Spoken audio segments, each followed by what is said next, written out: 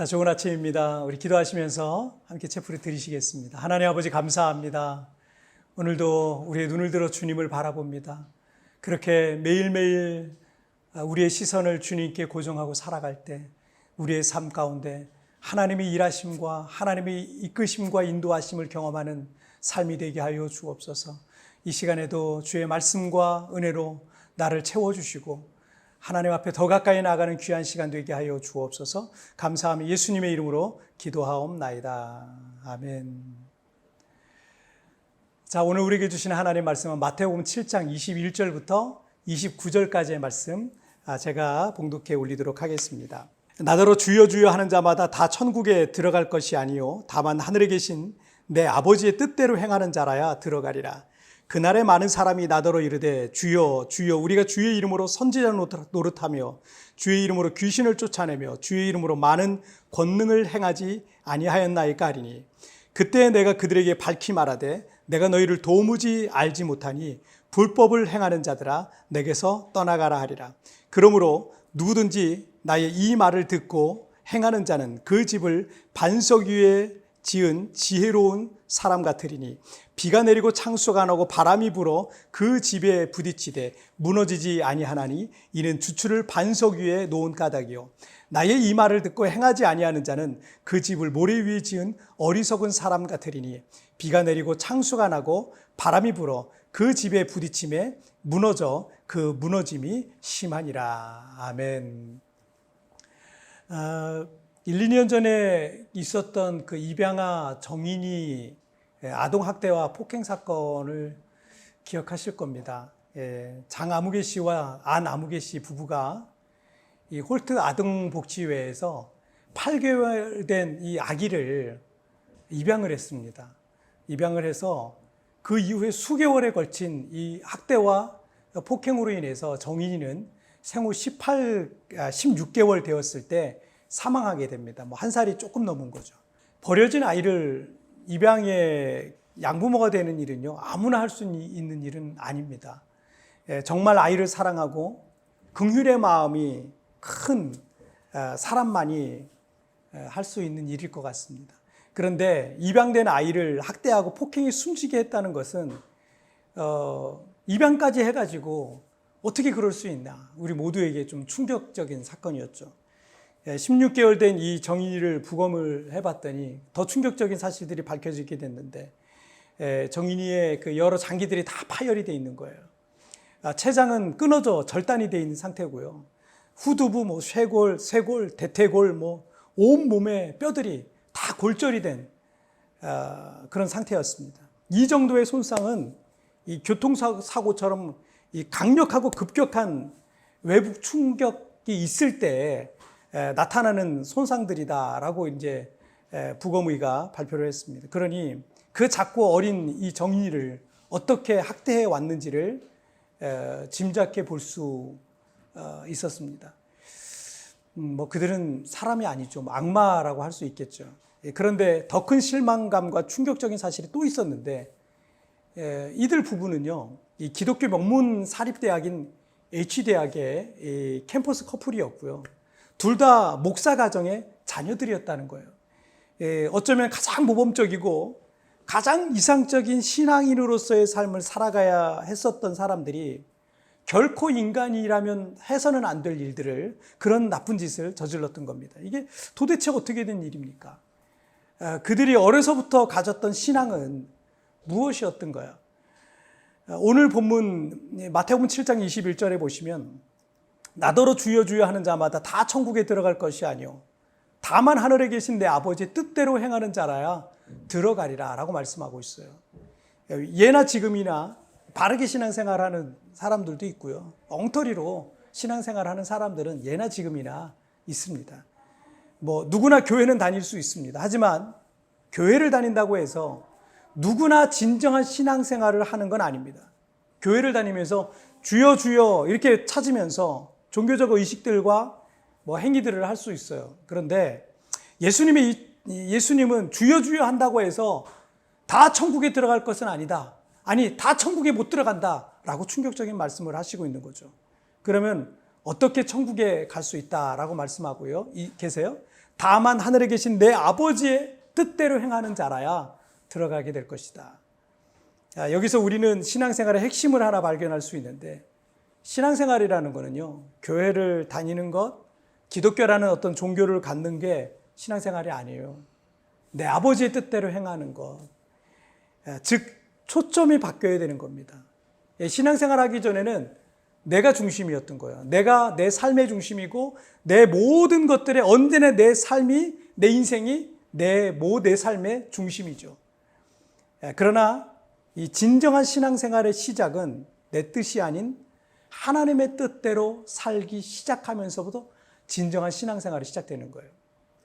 22절 말씀을 보시면, 그날에 많은 사람이 나더러 이르되 주여 주여 우리가 주의 이름으로 선지자 노릇하며 주의 이름으로 귀신을 쫓아내며 주의 이름으로 권능을 행하지 아니하였나이까 하리니 라고 말합니다.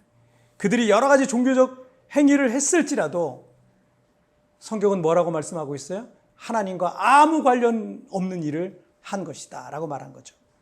23절에서 그때 내가 그들에게 밝히 말하되 내가 너희를 도무지 알지 못하니 불법을 행하는 자들아 내게서 떠나가라 하리라 하셨습니다. 이 정인이 사건에서 볼 수 있는 것처럼 그 양부모가 모태신앙이고 목회자 자녀고 누구보다도 교회 생활을 잘한다 할지라도 그들은 신앙생활을 한 게 아닙니다. 그들은 신앙인이 아니었습니다. 그들은 자기들의 이기심과 탐심과 자랑에 따라 살고 있었지 결코 하나님의 뜻대로 산 것이 아니었습니다. 여전히 초점이 자기 자신에게 맞춰져 있었지 하나님의 뜻과는 완전히 무관한, 아니 오히려 하나님이 진노하실 만한 하나님의 뜻과는 완전히 반대되는 그런 악한 짓을 저지르면서도 양심의 가책조차도 받지 않고 있었던 것입니다. 오늘 함께 읽었던 본문에 모래 위에 세운 집이 있죠. 그들의 신앙은 모래 위에 세운 집과 같은 거예요. 여러분은 신앙생활을 하고 있습니까? 신앙생활을 하고 있다면 초점이 나 중심이 아닌 하나님 중심으로 바뀌어 있어야 되는 거예요.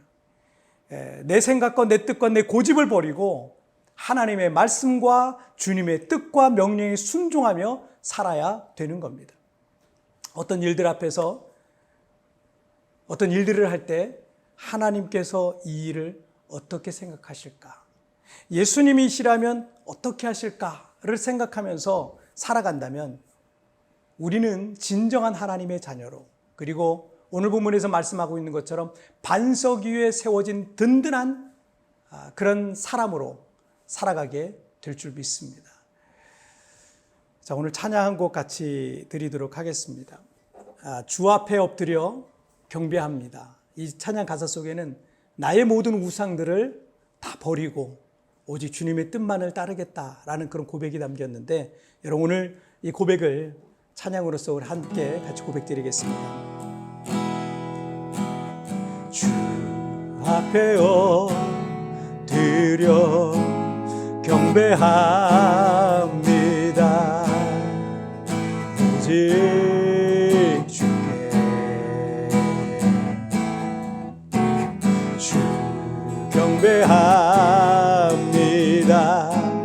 다른 신 아니 오직 주께. 다시 한번 주 앞에 엎드려 경배합니다. 오직 주께 주 경배합니다. 다른 신 아니 오직 주께. 나의 모든 우상들 나의 보상 모두 다 내려놓고 나의 모든 우상들 나의 보상 모두 다 내려놓고 주 앞에 엎드려 경배합니다.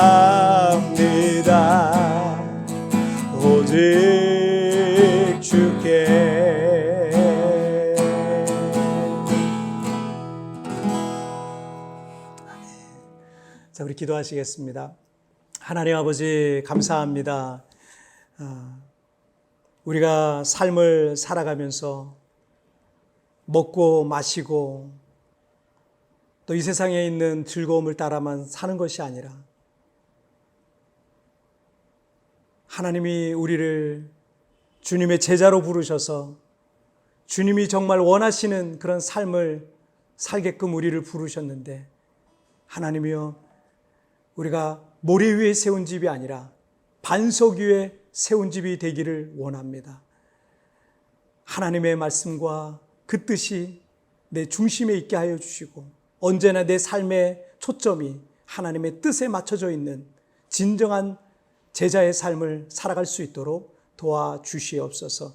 오늘 주께서 내게 말씀하신 대로 날마다 하나님의 뜻대로 순종하며 살기를 원하니 오늘 하루를 살면서도 하나님 어떤 말씀에 내가 순종하며 살아야 되겠는지 주님 깨닫게 하시고 순간순간 알게 하여 주옵소서. 오늘도 순종의 영으로 함께 하실 것을 믿사오며 예수님의 이름으로 기도하옵나이다. 아멘.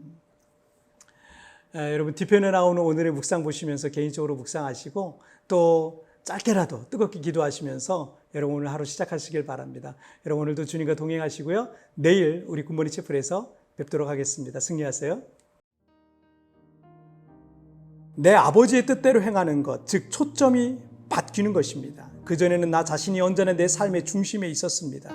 그러나 진정한 신앙생활의 시작은 내 뜻이 아닌 하나님의 뜻대로 살기 시작하면서부터 시작되는 것입니다. 오늘 내 생각과 내 뜻을 내려놓고 하나님의 뜻과 말씀에 순종해야 할 것은 무엇입니까?